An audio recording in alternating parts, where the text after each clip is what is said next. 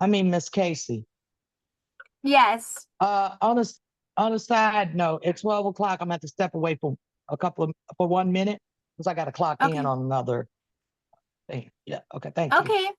All right. Thanks, Carol. Awesome, everyone. Well, welcome to the April Cares webinar. My name is Cassie Wood. I am the Cares team lead here at Georgia Council, but more importantly, I'm a woman in long-term recovery, and what that means for me is it's been 4 years since I've had the obsession to use any substance. I am a fun mother, a loyal friend, and a trustworthy daughter today. I speak out about recovery because I want everyone to know that they are worthy of love and compassion. And today in this training, skills will be given for how we speak to someone in a crisis, body language, and how we react. Resources on how to help appear in a crisis without any major involvement with the justice system, without jail time or arrest, and how to navigate the mobile crisis or CSU criteria. Let's go over a little bit of housekeeping. This will be interactive, so we ask for your engagement and participation. We would like for you to share your video throughout the training if you can. Keep your microphone on mute if you are not speaking. As host, I will mute people if needed. No driving or grocery shopping during the training and no vaping on camera, please. Everyone who remains until the end will get 1.5 CEUs. You'll receive a certificate from Al probably next week sometime. Anyone who shows up more than 15 minutes late or has to step away for too long may continue to watch the webinar, but they may not receive credit. You can search for Alvin in your inbox if you can't find the certificate. And please make sure that your name on your screen matches the name you want on your certificate. And first, we're going to do a poll of who is here. So please, if you could, let us know who's here. Awesome. We got a bunch of cares in here. Some other clinician, aspiring cares.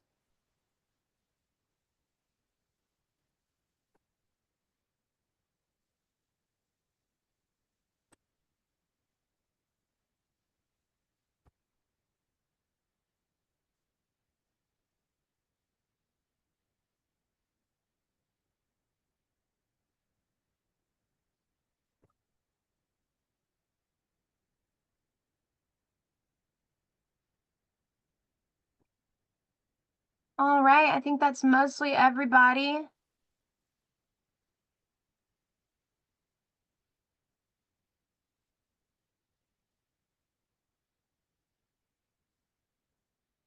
All right, we got 74% CPSAD. We have some aspiring cares, clinicians, allies, and other. We have everybody in here, so awesome.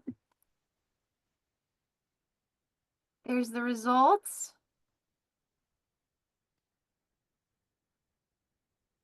All right, so today's presenter, hold on one second. Hey, Trish, you're gonna have to share your screen again. I was like, what is happening here? Sorry about that, it shared it. Yeah, just reshare your screen, please. And today's presenter is Trysh Fleuren. She is a person in long-term recovery from substance misuse, as well as symptoms of mental illness. She works for Aspire BHDD, paired with Albany and Dougherty County Police Departments. Her biggest passion is advocating for those who cannot yet advocate for themselves and helping those people gain the confidence to find and live a life of recovery. And so I give you Trysh. Thank you, Cassie. Can you see properly my screen now? I was like, what Yes. is happening? So my name is Trysh. I am a person in long-term recovery. And what that means for me is that it has been almost, not quite, 7 years since I have felt the need to change my reality with anything else. That was unhealthy for me. Today I get to be the person that I needed before I found recovery, because there was no one out there that was willing to help me or guide me in the correct directions, the directions I needed to go in, whenever I was out there. And doing all the things that we like to do, right? So that's my biggest thing. That's my biggest passion, is being that one person that I needed the most. There we go. This is a little bit about me. You guys will probably get the PowerPoints, right, Cassie? We sent it. Okay. So that's just a little bit about me. I started a co-response team with Albany Police Department and Dougherty County Police Department 3 years ago. I was able to be a vital part in building that program and getting it off the ground and watching it grow until they finally allowed me to build another program. I just recently got a promotion, and my new program will be responding to overdose survivors. So as you know, as EMS is called out, I will go out with EMS, and as we get our people back breathing, and eyes open, then I will talk with them about all the wonderful things that life has to offer them. So my new program is called CORE, which is Community Overdose Response and Engagement. And I just wanted to tell you guys a little bit about it because it's a new thing. And it's going to be a big thing. I can feel it.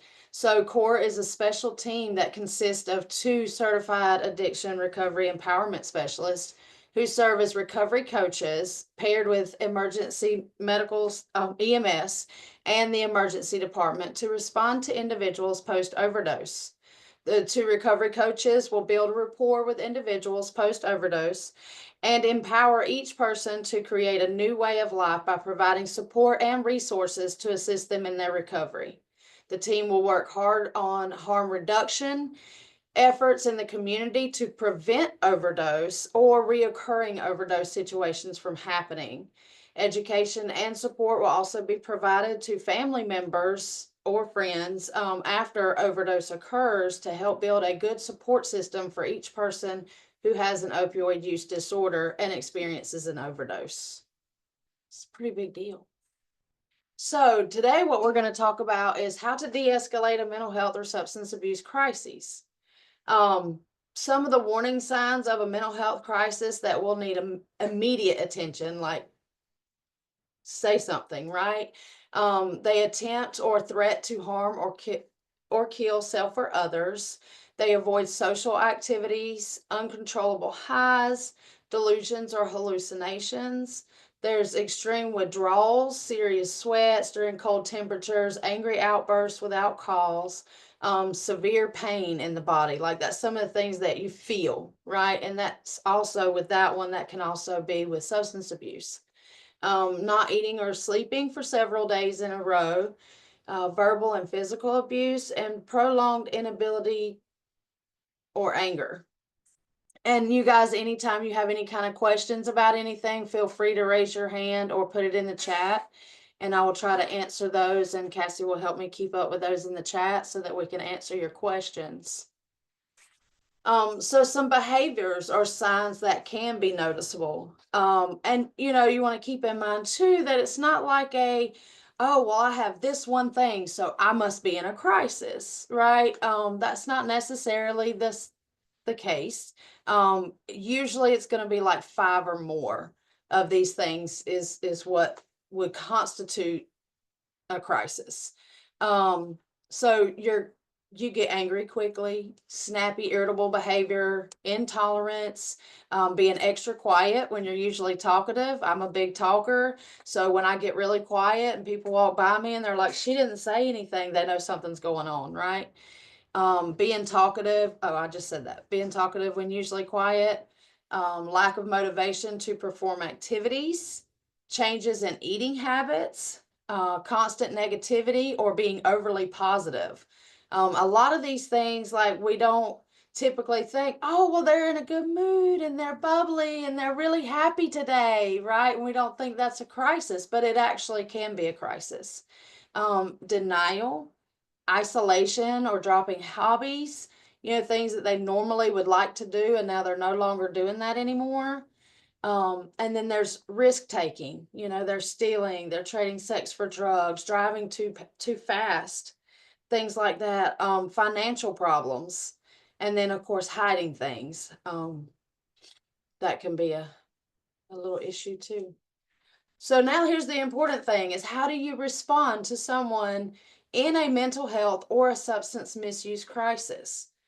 So first of all, know your space, right? Like you want to make sure that you're not just running up on somebody or, you want to be mindful of how you react to that. You want to be very understanding.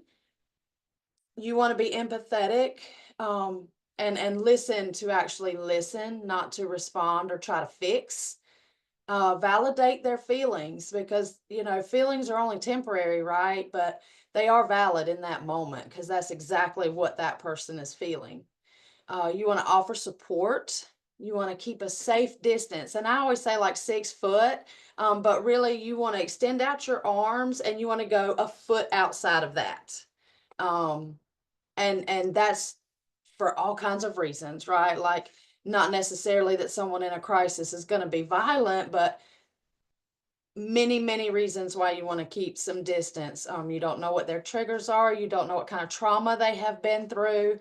The most important thing is that whenever you are interacting with people, that you are person-centered and trying to not create any harm. You want to always speak in a clear and calm tone because if someone can't understand you, that could, elevate their crisis. Remember, people in a crisis also feed off the energy around them. So if I'm upset and I'm having a whole panic attack and mad about everything, and you come to me and you're mad and hey, you just need to be quiet. Hey, you just need to calm down. Well, I'm going to get even more mad. I'm going to feed off the energy that you bring. But if you come to me in a calm and positive manner, that may calm me down a little bit.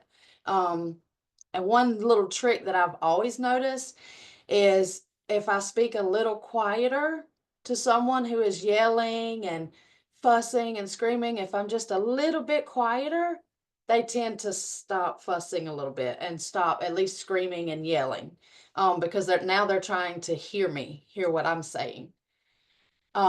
Avoid minimizing their experience. Some people call this downplaying. I like to say it's just minimizing the experience. For someone who is in a crisis, regardless if it's mental health or substance abuse, for someone who's in a crisis, it is catastrophic. The feelings are catastrophic, all in that one moment. I know it definitely is for me. I haven't, thank goodness, been in any kind of crisis in a long time, but I can remember the days I have been in a crisis. And, it's like the whole world is caving in on top of you. And that's what it really feels like. It's what it feels like internally. That's what it feels like on the outside. So try not to minimize that. This is a big important one. Never try to diagnose someone with a mental health concern. We get a lot of 911 calls, and the first thing is, oh, they're bipolar schizophrenic. And these families or friends are diagnosing someone that they're working with in that moment, somebody that they're around. A lot of times that's not even what their diagnoses are, And so we leave that to the doctors, to the psychiatrists. We do not ever want to diagnose anyone. But when we are speaking with someone when we're asking for help, we want to make sure that we confirm the behaviors that you see are present in that moment. They're laying in the street, they are throwing things against the wall, they are not speaking, not making eye contact. These are the behaviors. And you just want to make sure just to share that with people. So how can you help? Always ask a neighbor, a coworker, peer, anybody that's close near you. When you see someone's in a mental health crisis, always get a second person involved and get help. Let the person know that things are not feeling great right now, but it will be okay. In a little while, it will be okay. Try to meet their needs. A lot of times, I know in the community, for our community in Albany, it's too hot outside and they're thirsty. So, they're mad about that, or, some symptoms are coming out for them because they just don't have anything to drink. So, here, have a bottle of water. Things like that. You want to try to meet their needs. When it's cold outside, maybe they just need a pair of socks. I know for me, when my feet are cold, I'm a little cranky. You always want to speak to the person clearly and calmly. You want to have patience, and don't ask too many questions. I've been in a lot of trainings, and what I always hear is ask them questions, ask them questions, ask them questions. And while you do need to ask a few questions to help you understand what their needs may be and how you can help the individual, asking too many questions can feel like an interrogation. And, that's going to have the heart rate up a little bit. That's going to make you a little bit more nervous. So be careful about asking too many questions. Just find out the information you need to help them right then. You can always call 911. All over the state of Georgia, when you call 911 for someone who is in a crisis, ask for a CIT trained officer. A lot of our places now have co-response teams where there's clinicians and peers that go out with the police. Some do not. Whether you have that kind of a team in your area or not, always ask for a CIT trained officer. These officers have crisis intervention training. They are familiar with mental health. They are familiar with substance abuse, and they are more likely to help than to hurt. But it also gives the officers a little heads up that, this is what we are working with in this moment. They may not want to come 10 deep or whatever. Always let them know, and always ask for a CIT trained officer. You can always, always, always call the CARES warm line. And my favorite number, just to tell everyone, is 988.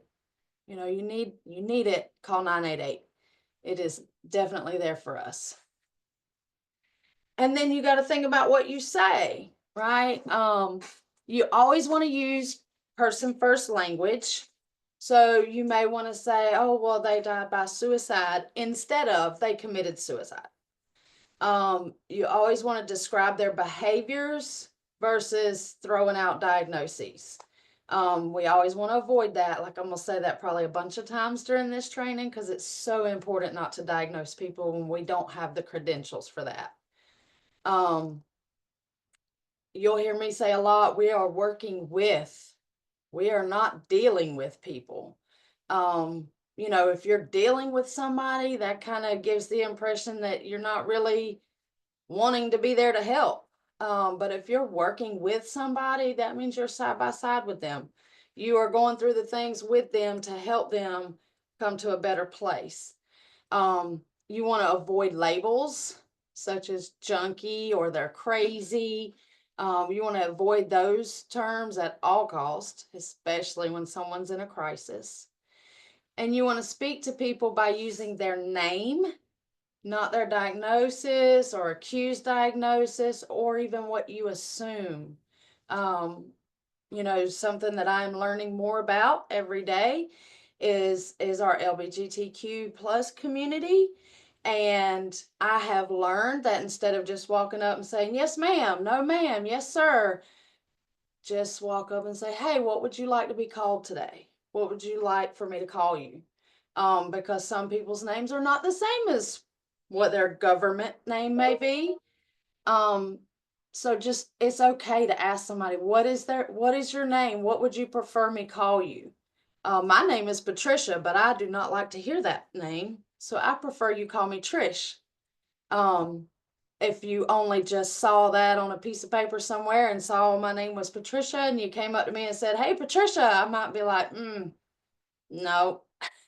So just ask people, what do you prefer to be called? Always, always, always be respectful and use language that focuses on a person and not their diagnosis. People aren't bipolar. People aren't schizophrenic.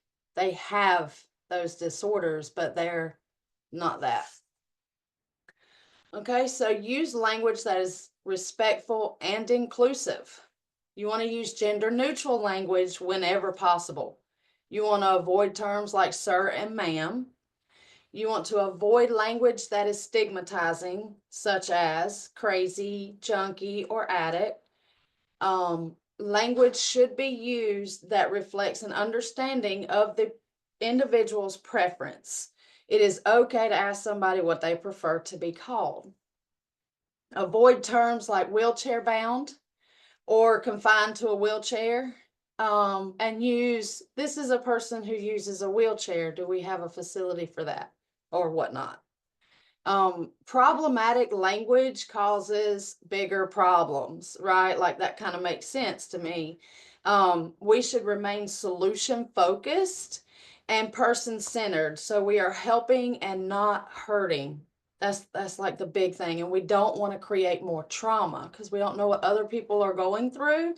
And it, you know, some people can take just one thing that you said and it may traumatize them for life. They just might not be able to get past that. So be very mindful and very careful about those things. So we have a breakout room, Cassie. Are you ready? Okay, so what we're gonna do here, we're gonna go into a breakout room. For scenario 1, we're gonna have three to 5 people. You're gonna choose person A will become irrational, loud, seem confused. Person B will attempt to de-escalate person A. And person C will also attempt to de-escalate, but they will use the de-escalation techniques so far that we have learned in this course. And I'm ready when you are, Cass. All right. Oh, and so if there's a fourth person, that person's going to be observing. So some of the rooms have 3 and some of them have 4. So if there's a fourth person, quickly decide who's going to do what, and then one person's observing in those rooms. Okay. And you have 5 minutes. There we go.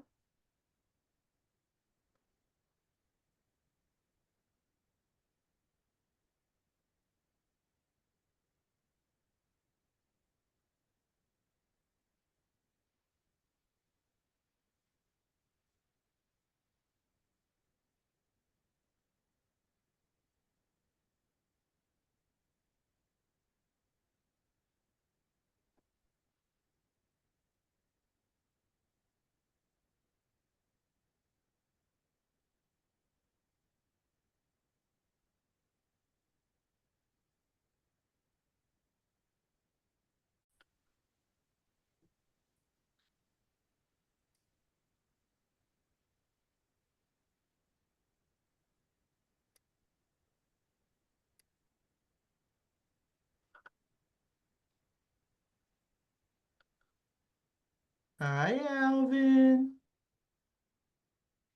Who said that? Angel. Your favorite Oh, angel. ah, Hey, hey, good to see how's, you. how's your day going? It's good. It's good. You It's look, always good when we're hanging out with peers. all right, you look amazing. Well, thank you. Thank you for that. Oh, hey, Angel, I remember you from a Cares Connect. How you doing, love? I'm good. How are you doing? It's a great day. It Good day is. to be clean. Absolutely.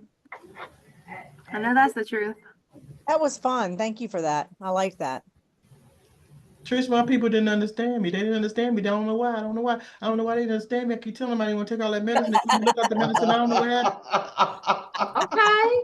Okay. Well, some people are a little slower to understand than others.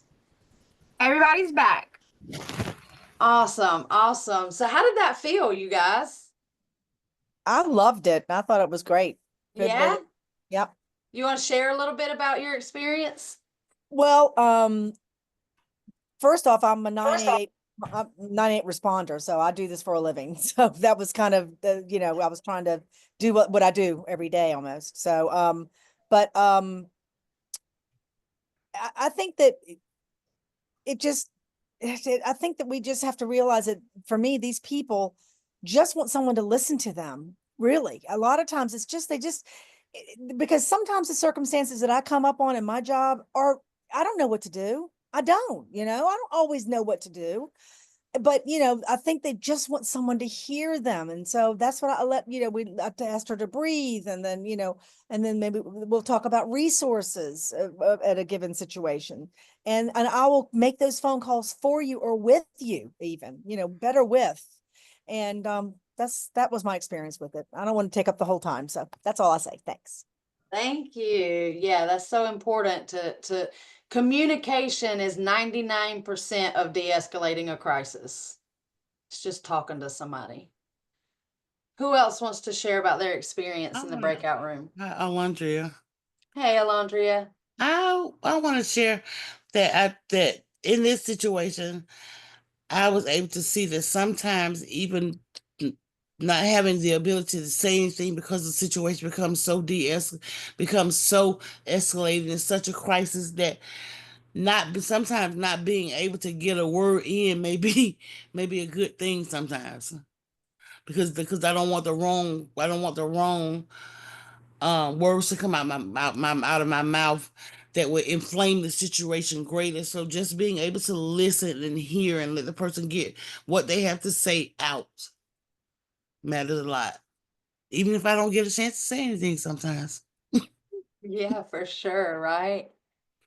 Yes, Miss Audrey. We can't hear you.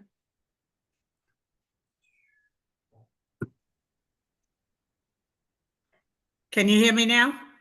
Yes. Okay. My experience with Adrian, when I called her Adrian, she got really upset. You're not listening to me. And I said, oh, absolutely. I'm sorry, Angel. I find that that's very common. I've had family members in a crisis like that.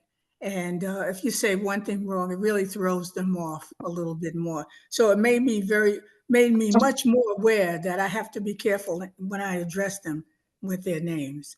And but I didn't know what else to say other than I'm so sorry. And then the gentleman, I forget his name, I like what he was talking about. He gave her resources of, checking the medicine to see what side effects. That was very, very informative. I learned from that. Thank you, Miss Audrey. Yes, Miss Barry, you were saying something? No, I was not. Okay. I'm sorry. Amber? I really love the oh gosh, her name is right out of my head, but she was wonderful. And she kept talking and talking and talking and talking and talking. And I could feel myself feeling like that feeling in my chest, like I'm supposed to do something here. I'm supposed to do something here, but I can't do anything. And I like noticing that feeling, especially in the training, because I know that's probably just a small taste of what it's really like. And I was just looking for something I could validate, anything. And when I finally did get a word in and I was able to validate, she was able to pause for a moment. But I did feel that urgency, even though my other partner, Alondria, was saying, like, we don't have to say anything. But I noticed that urgency to wanted to help, Yeah, sometimes that can be real hard to sit back instead of want to be the one to fix. Sometimes that can be the biggest problem, is trying to fix, because, only the higher power can do the fixing, right? And ourselves. Stephanie? Yes, yes, yes. I had liked the way that my team had tag team. When he got through, she dumped them because she had some information that he didn't have, and then, and then, and then, and then when she got through, he jumped back in. So, so, so, so, so that was very good. Would have had tag team. Yes, thank you. Patrick? So that's what I had anticipated. My the other person was going to tag team and help me out. But instead they was like, well, how do you know? What do you think how do you know what to do? Or she's just crazy. I'm like, uh-oh. So I had to turn it around. And like, well, let's try something. How about, have you ever tried breathing exercises? And I asked her, could she tell me a little bit about what she's experienced? She said she don't know. So I said, let's do the breathing exercises together. Let's take a deep breath in through the nose and exhale out the mouth. And then I said, and I'm gonna get on the phone and call someone who has helped me in the past. They're experiencing this, and so we'll see if they can help. And I talked about the Carriers Warm Line in 988. Awesome. I think it's really a big deal, really important to it, especially if you decide in your breakout room that you want to be person A, you want to be the person who is in the crisis, because that's how you really get to know how our people feel, like what they're going through in that moment. And then you can think about, what would I want someone to do or someone to say. I talk with my hands really bad, and it's really a bad problem. It's one of my character defects. And for some of the individuals that I have worked with, talking with my hands, like they're constantly jumping, right? And I'm creating a bigger problem. So that's been, I've learned to put my hands in my pockets, and when I do that, I'm even less threatening. Because they're not as afraid anymore. So that's some really good stuff. Thanks, you guys. Anybody else before we move on? Yeah, I just want to say one of the phrases that I find to be most useful in this work is, yeah, life sucks. Yeah. Yeah. Being just real about it. For sure. Thank you, George. Okay. So now we get to the say this and not that. These are the things that I was saying earlier, that we want to make sure, we stay away from certain terms or certain phrases, certain words, because just the word alone could be triggering for somebody. So, you're working with a person with a substance misuse disorder instead of, I'm dealing with a junkie, I'm dealing with an addict, right? You're working with a person living in recovery, not an ex-addict. You're working with a person with an addiction. You don't want to say they're battling an addiction or they're suffering from an addiction.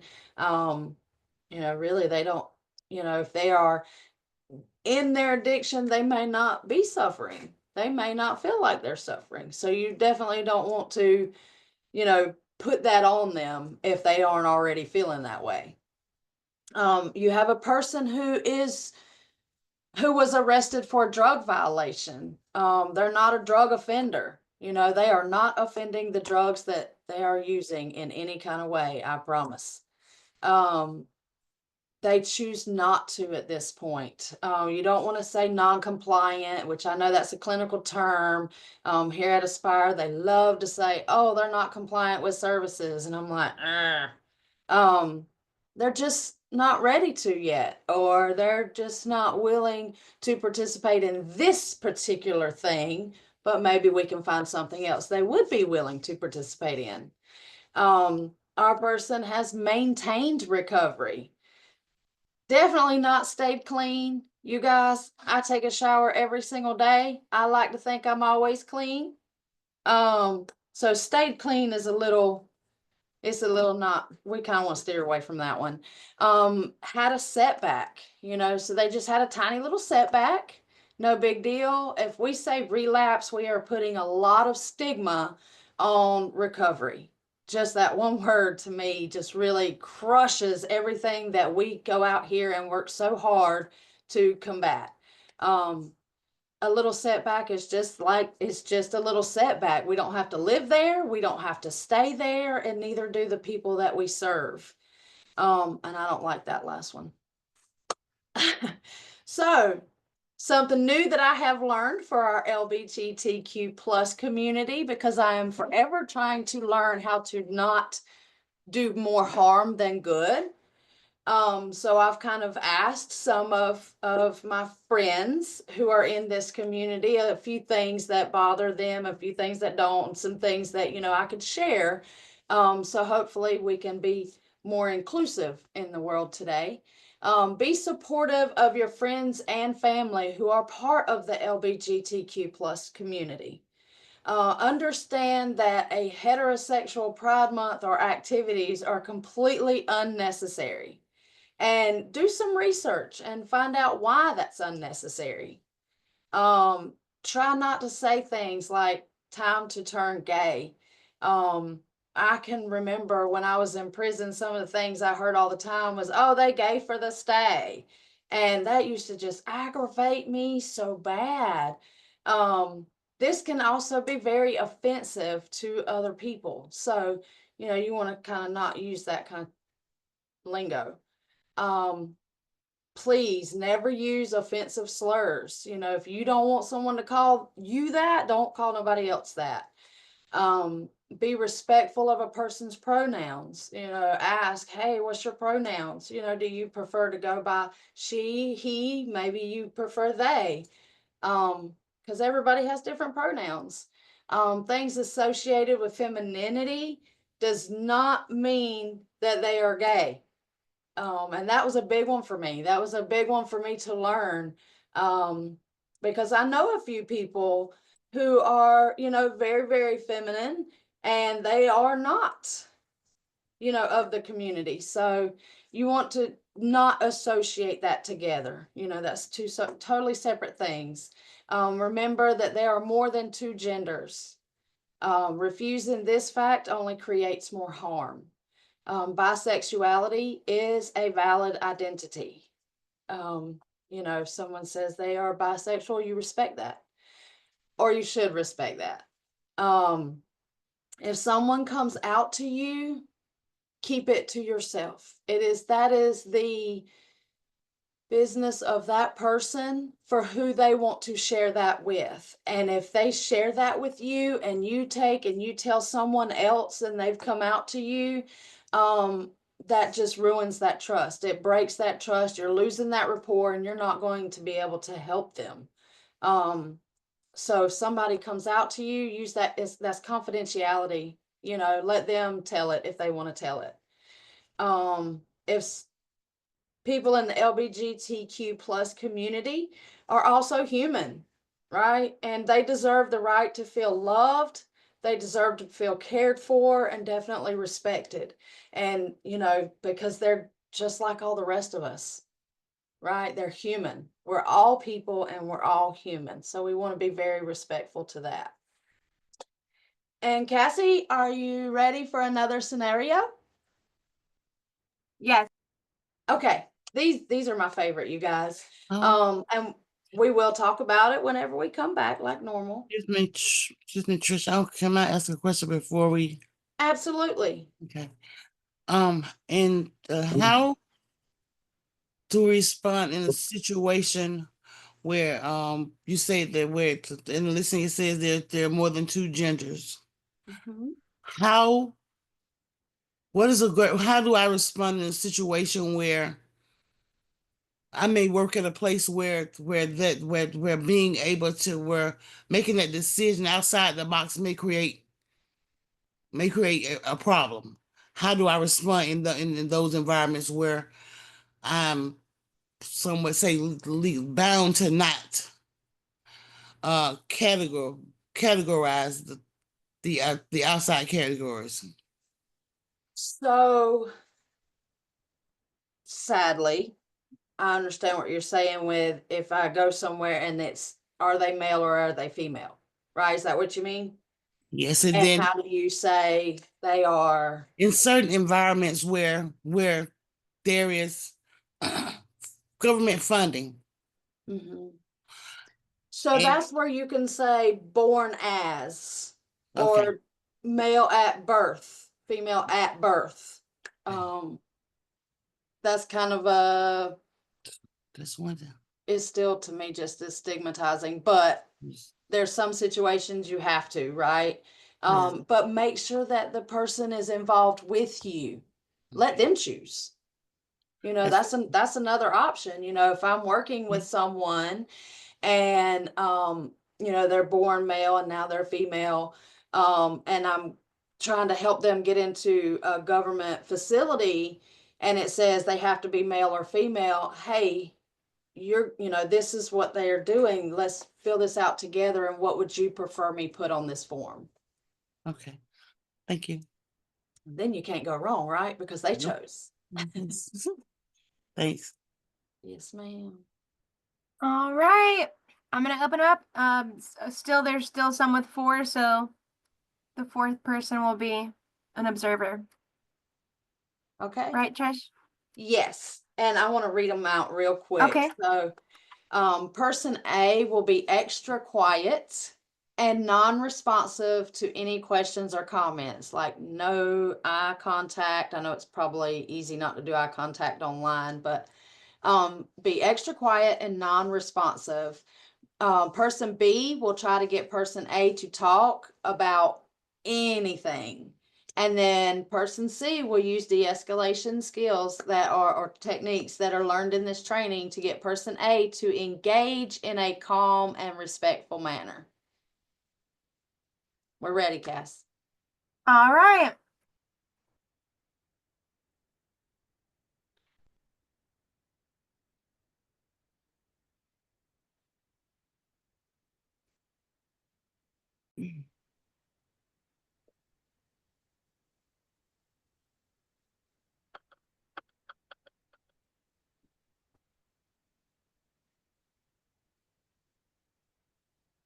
Are we all back in? They're coming.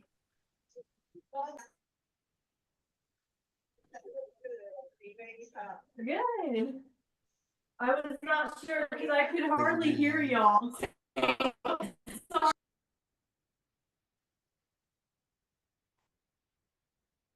They're coming back.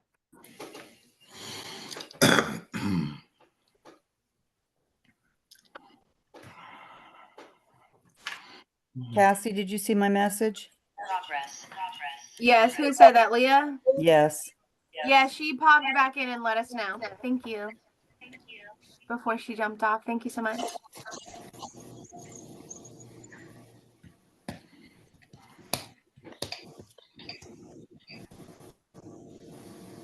Yes. Okay, we're all back now. Awesome. Awesome. So how did you guys like this one? Sean, I see your hand raised. This, ours was so nice. It was just very informative. It was like bringing back the 1930s silent era of TV.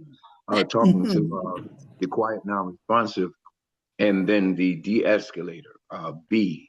She was awesome. I think it's Audrey, and she came in and did some things, and you can feel the entire session calm. Mine's was kind of not agitated or irritable, but trying to get information and trying to establish rapport. But when Audrey came in as the de-escalator, her tone of voice, her observation of things outside of the issue sort of established a rapport with the non-responsive quiet person. It was good. I love that one. That's mine. That's mine for the day. I love that one. All right. Thanks, guys. That was beautiful. Orlandria? Hand it up because forgive me, because I was placed in a room, and me, I'm a person that deals with transparency and honesty. I was placed in a room where one person was as if they didn't want to be there and didn't want to participate in the first place, couldn't even see them. The other person had issues with their camera, and there was no interaction for the exercise at all. Basically, in the room I was in, I became very unhappy. Okay. So you kind of went into a little bit of a crisis because you want to get the full training. Kind of missed a little piece. Yes, ma'am. Okay. I was in a crisis myself. Well, do you feel any better? We will get this resolved for you. I will let you do this scenario with Cassie and I after the training, if you would be okay with that. Okay. Leah? We can't hear you, hun. Yeah, it helps when you undo the audio, doesn't it? I was just really thrilled to see, with just asking a few questions and smiling a lot, that the quiet person started to smile and started to open up more. And it was just really nice to see her go from being so quiet and seemingly depressed to opening up and finding some solutions. Good. That's awesome. Stephanie?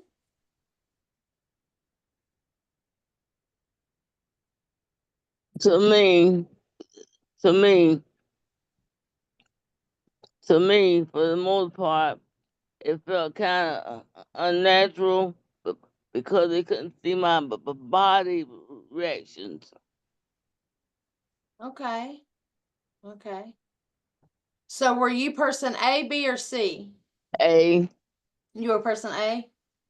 And so it was, I'm sorry, I'm trying to figure this out. So you said it was uncomfortable because they couldn't see your body reactions? It was unnatural because Unnatural. because because because because because because say for instance, if I was doing it in person,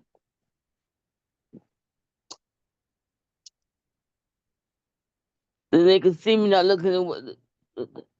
looking away. Okay. Okay.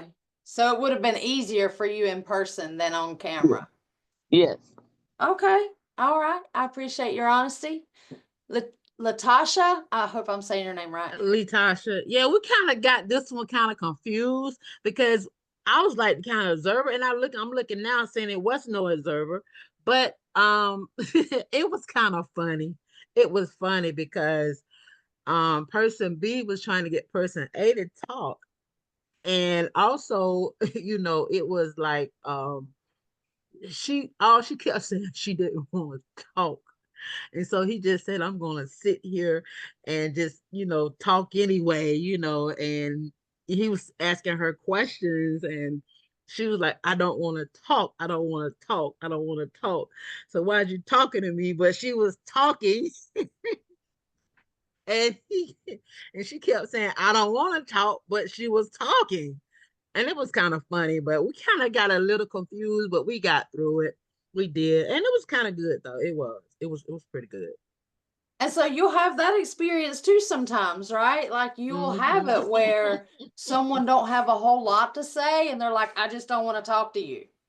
Right? Yeah. Now you have a little bit of experience on how to work with somebody who doesn't want to talk to you. Right? Right.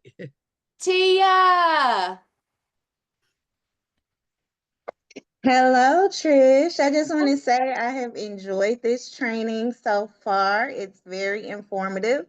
And in my breakout group, I had Brittany trying to get me to talk because I'm notorious. I know how to play that role good of not want to talk to anybody or, I don't want to hear it. And she did so well at getting me to talk because my plan was to sit through the whole exercise not saying anything, but she got me to open up. So she did a really, really great job. Awesome. It's good to see you, by the way. Thank you. Good to see you too. Talisha. Good afternoon, everyone. Hey, Trish. Hello.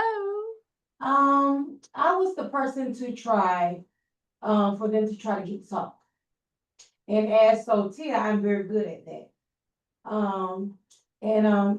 Couldn't really get me to talk. I just said I didn't want to talk. But I did use a suggestion as to make the person that not want to talk to feel comfortable by asking little questions like where are they from and giving something that they're comfortable with sharing.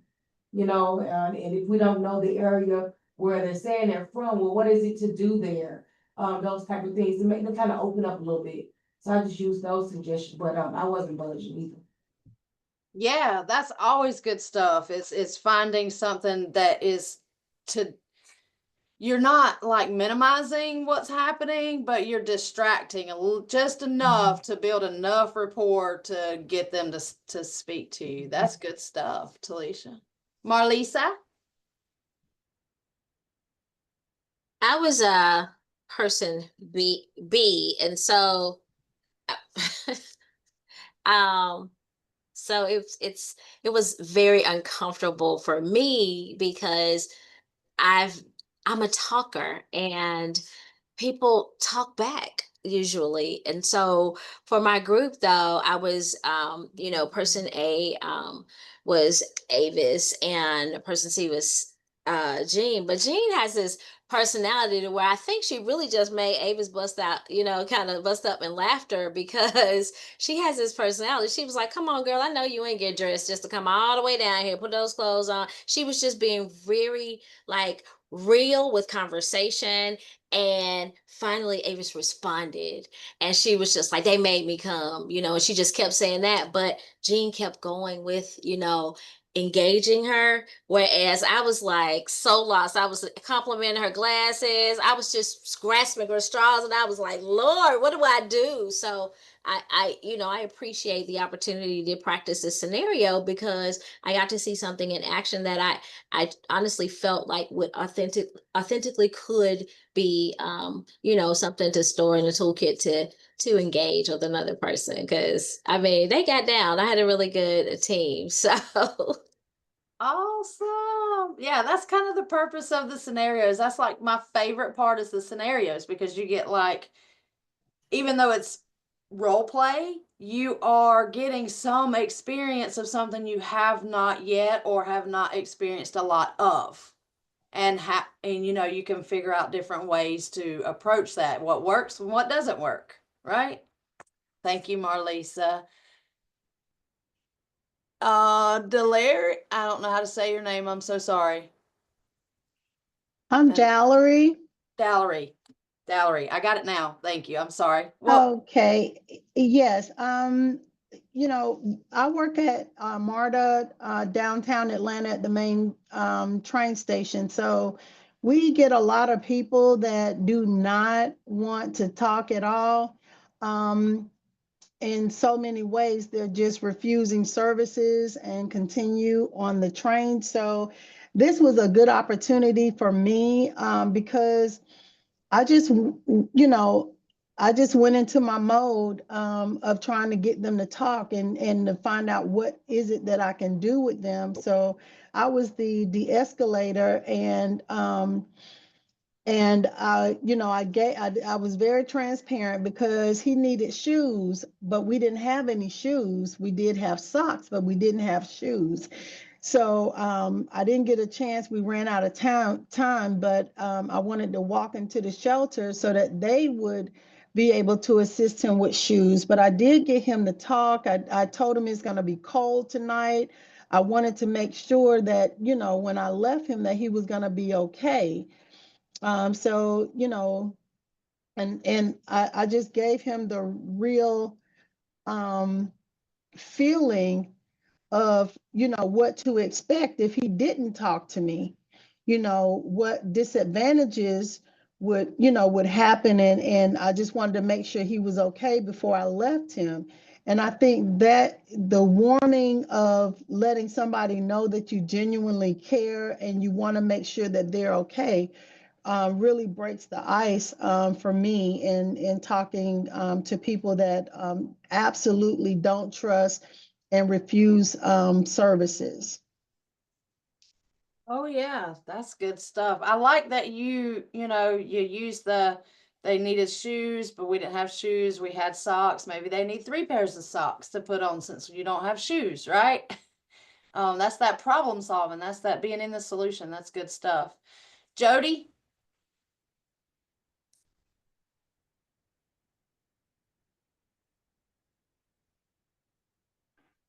Jody? I'm sorry, I'm having so many technical issues today.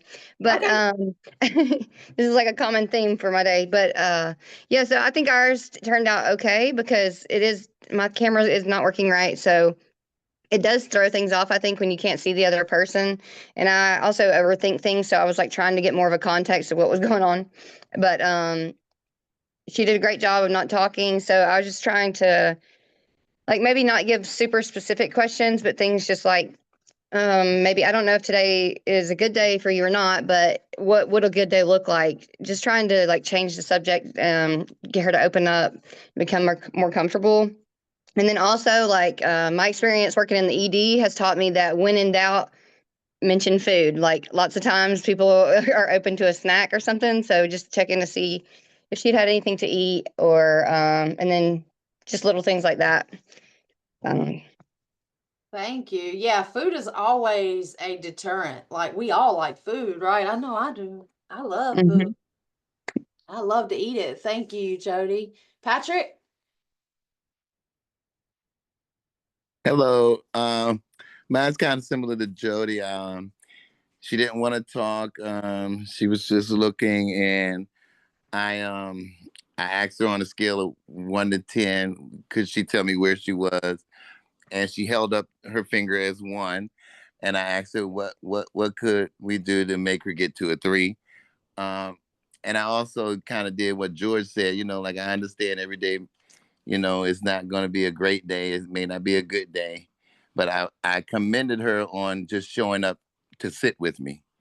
I said, that's big, even though you don't feel good and you don't want to talk, at least you're here. So, yeah.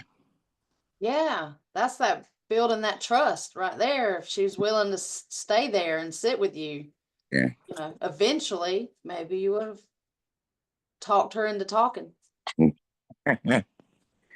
Do we have any questions in the chat? Cassie, have you seen any? Yeah, so she did say I just want to go home. That's one of the things we did get her to say. See, you got her to talk. Yeah, George asks, is positivity appropriate in most crisis situations? I would not say for all situations.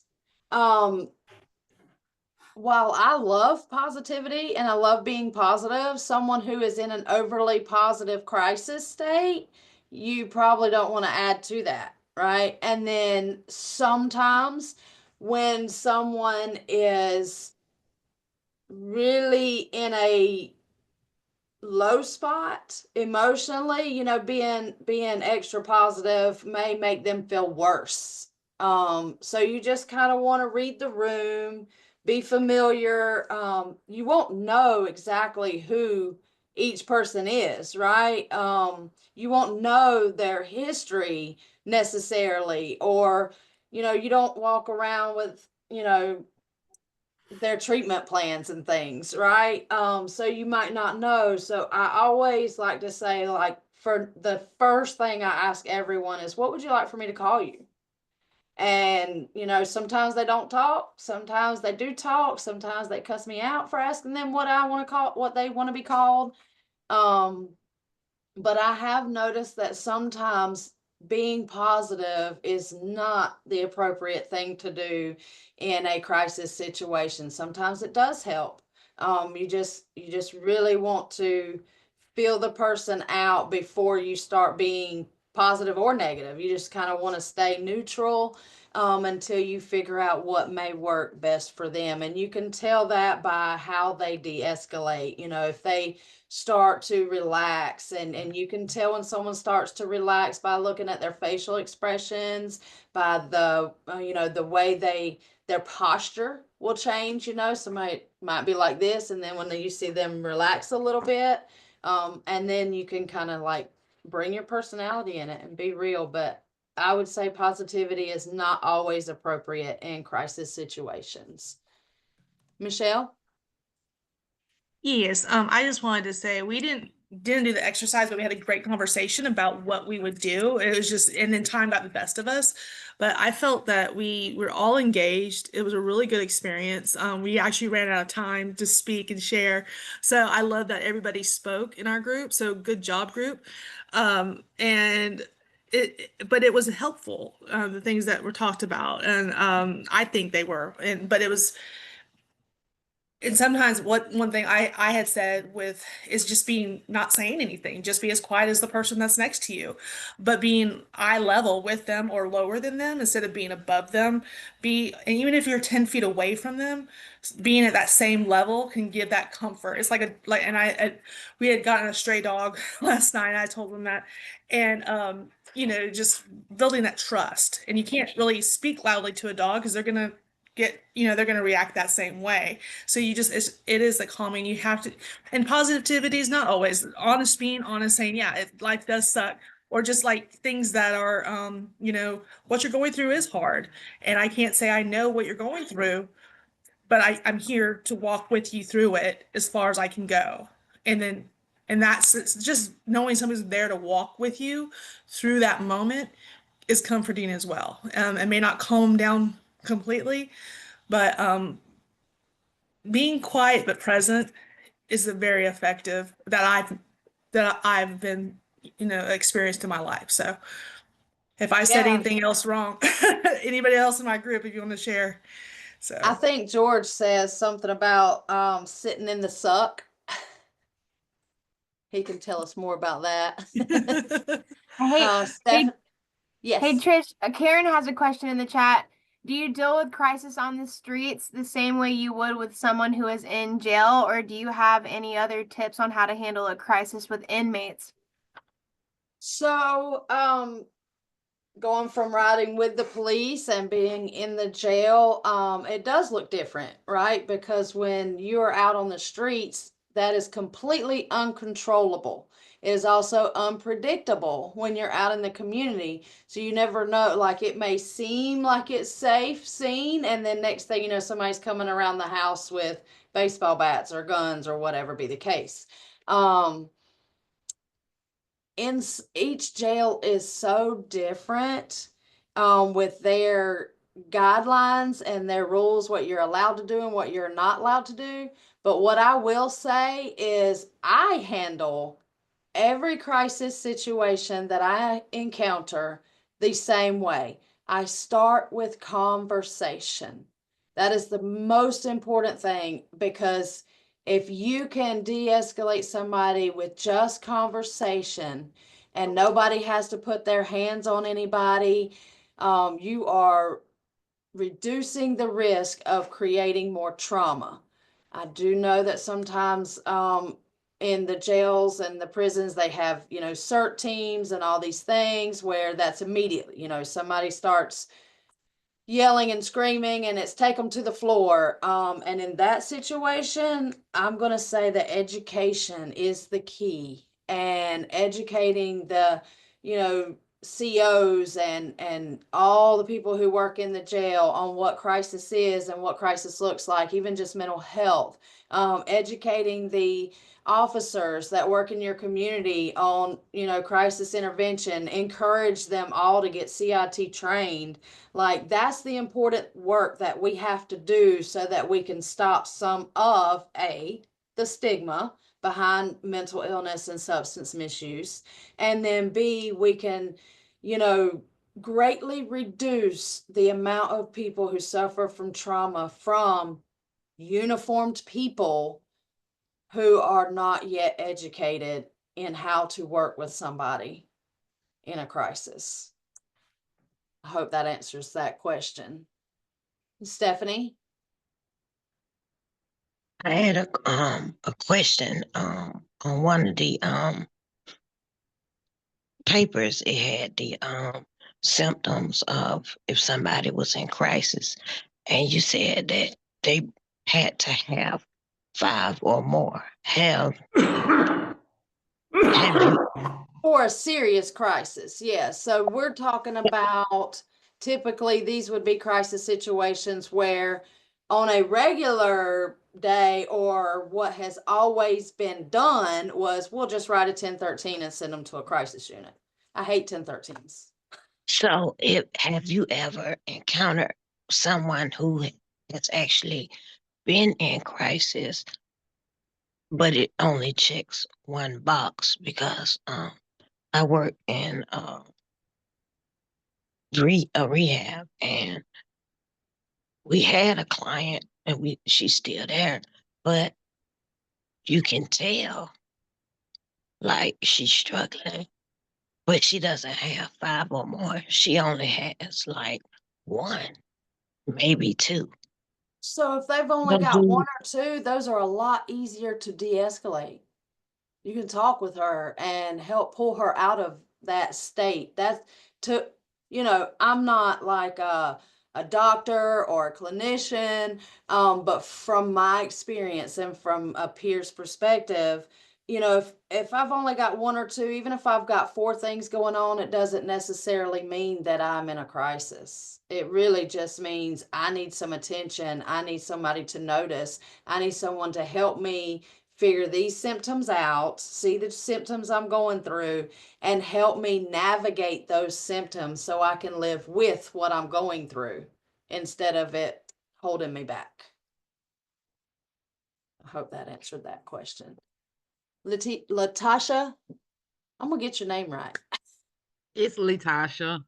You know, this is a very good training. I'm learning a lot because, you know, for the last, I said the last 2 or 3 months, you know, I was president over at the meeting facility where we hold meetings at, and you know, people from all different walks of life come to their recovery because I do a 12-step recovery as well, and also I also do a diagnosis with mental health.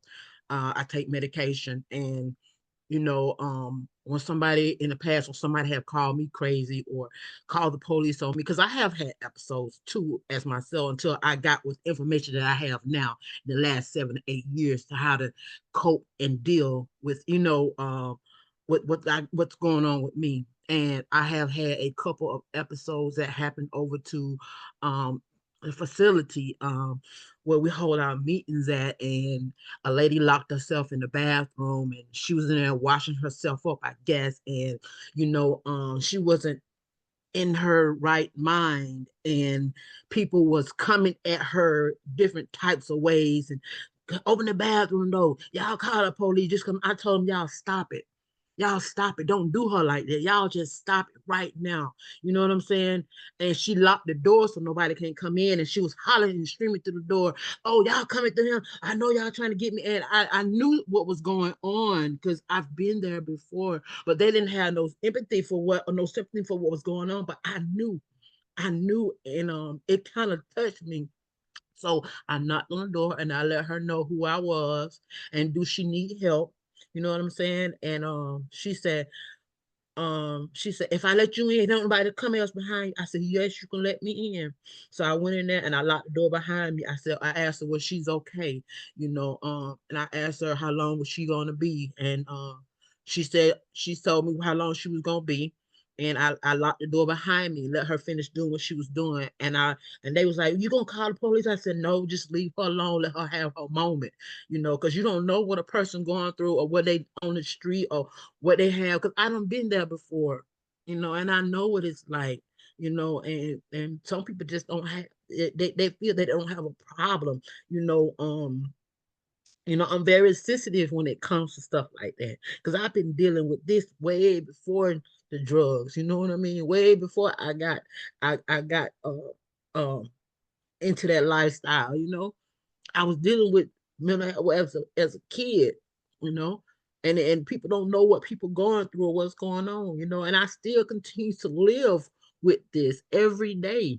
I live with it every day. I hate is not a good word, but I don't like when people say that to people and call them crazy because it affects you in a whole different up here. It does affect. It affect in a whole lot of ways. I thank you for coming over here and coming on here and explaining this stuff. I thank you so much. I appreciate it. You know, and all that participate, I really do.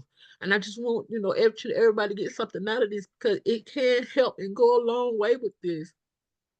You know, I still uh, deal with this every day in my life. I just have to learn coping mechanism. You know, I had to learn coping skills. You know, I have Yes. to learn coping skills. You know, I still take medication. I take my meds because I don't want to have to ever live like that again. You know, but yeah, that's all I gotta say. That's all I had to say. You know, Thank you. Thank you for your transparency and being willing to share your experience. That's why we are so important. Right, like that's what peer support's all about is you've been there and done that. You know, I have too. I've got several mental health diagnoses as well, and that's why I cringe at so many different things, you know, in my workplace. I'm like, eh. Because it, yeah, like George says, it sucks. But just keep sharing your story so that we can continue breaking that stigma, right? Mm-hmm. All right, you guys. So now we have time for questions. So I can't even talk straight all the time myself. Any questions or comments? Yes, Michelle. Okay, so I mean, I'm not addict to substances, but I like have a gambling problem and then like food and stuff. Can you be a CPS AD without having a substance abuse addiction? Fast. CPS AD is literally a certified peer specialist in addictive disease. Okay. So you would need lived experiences with substance abuse. Now, Cassie and the CARES team can tell you more about that. You definitely can get the certified peer specialist in mental health. Yes, I'm one as a parent already as a Okay. CPSP as a parent. That's what I do at Aspire in the At IC3 Fleuren. program. Yeah, but I would do the mental health one. I just is that through CARES as well, or is that just a different, is that the Mental Health Consumer Network? It is. It's through the consumer network. And Michelle, you can email me and I'll help you out with that Sure. process. Appreciate it. Thank you. Sure. Tia. I love your name. Thank you. I'm learning to love it too. So Latasha just, since she opened up, is something that I've been wanting to share and share with everyone because you guys are a large part of my recovery family. So I know a lot of people have been concerned about me and asking about me. When my son got murdered, I went down a really, really dark road, like really dark. Which I'm blessed to be able to I'm coming back from it. Um, so with that being said, I wanted to share that I did get a DUI. I had to do 10 weekends in jail. So you know the process. They process you in and out every weekend. And I know that some of you have probably been seeing my mug shots because Gwinnett County is notorious for posting them. That was the dark path I went down. But I would like to say that I am sober. I have been sober since I've gotten the DUI, and my year will be July 11th. So that is something that I am extremely proud of. And I just wanted to share with you guys to let you know that I am in a good space. In my life, we do go to trial in June, so I don't know how that's going to affect me, but I have been working, on those coping skills, the crisis skills. And I'm glad I was able to take this training because it's not only going to help me help other people, it's going to help me as well. So I just wanted to share those updates with you guys. And I love y'all so much. We love you too, Tia, and I'm glad to see you in a smiling place because it was very worrisome for a while. Girl, I've said many prayers for you. Thank you. Thank you so much. And thank you for your transparency and being willing to share. You're welcome. And Chuck? Yeah, I'm Chuck. It's long-term recovery. Thanks, Tia. Sincere condolences and sympathy on the loss of your son. Thank you. Thank you. Oh, it just, the thing is about that is when you have thoughts about him, he's either sitting near you or standing near you. Yes, I've learned that. I learned that. And it's very true. And it's an interesting story. The other thing that's come up and and helping others and all that and trying to set up things, talking about the prisons and all. is back when I came in early recovery back in the late 80s. A friend of mine I met when I first walked into a recovery meeting, he went on to help the state of North Carolina set up recovery meetings in the state prisons. And then once a year, North Carolina has a weekend conference, and they transport all of the inmates, men and women, who have found recovery in the prisons. They take them to a centralized prison location for a big weekend conference, recovery conference. And I've never seen that happen in Georgia. And there's been times I've gone down to the Fulton County hangout, and right now that's not very good. And then the problem going down there though is the people that are the guards and all of that aren't very nice when you walk in and you're there to, to hopefully go to a room to, help people who really want to find recovery. And and up there in Charlotte, they changed all of that back in the late 80s. And people that got DUIs and all that got arrested, and they were then put in treatment, outpatient treatment, but they are also lodged in what used to be a hotel. That's what they weren't behind the wall with the fences.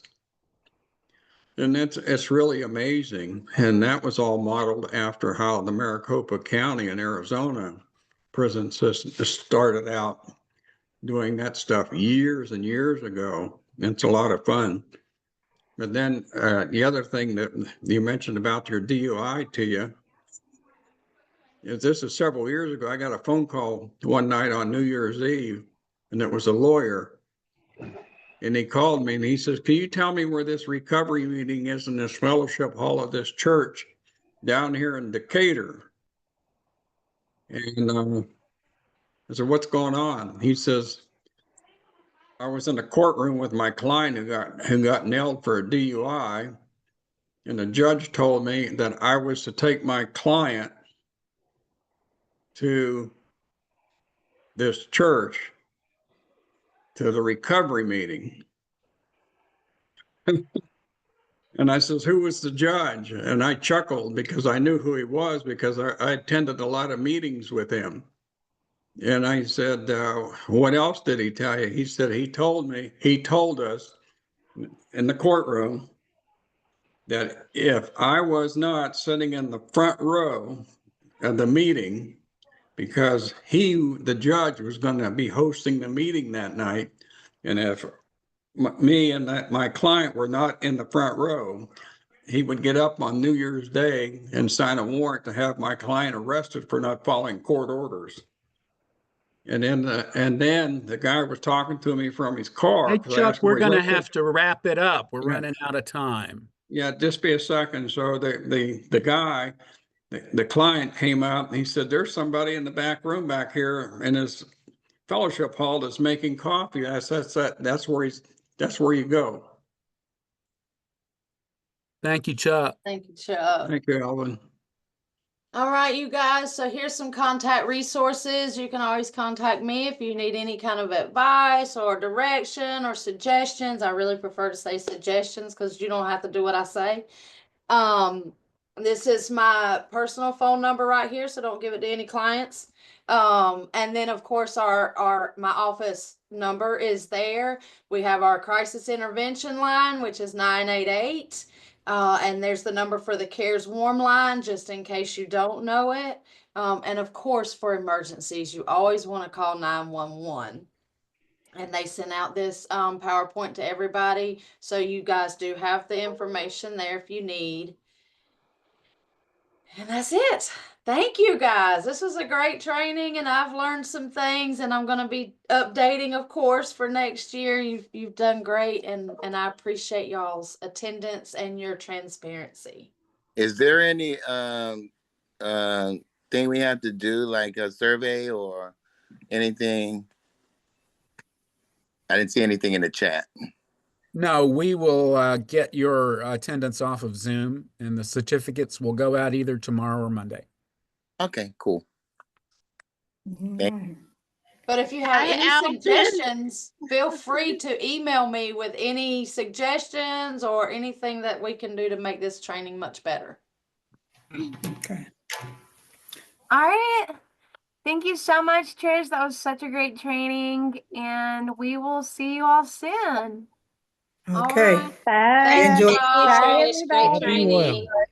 training. Bye. Bye-bye. Yeah, figure out how to do it. Tia, so good to see you if you're still here. Hi, Elvin. Yeah, Hey. Tia. Thanks, Cassie. Thanks, Trish. Thank you, Latasha. That was Mhm. lovely. Thank you for telling us that story. Hey, Orlandria. Yes. Did I say that wrong again? I'm sorry. Orlandria. No, you said it right. Orlandria. So, hold on before you, because I know you're going to send. I know I don't. Now you have to give people a chance to talk. What had happened was I was in a situation in a room with four people. With first it was three, and there was four people, and it was as if, in all honesty, hey, Alvin, how you doing? In all honesty, it was as if I was in a room with people, and one person was disinterested. You could see disinterested because they, after I asked, I was asking to turn the camera on, and we was trying to communicate, and it just became a bit tedious, and then there was no communication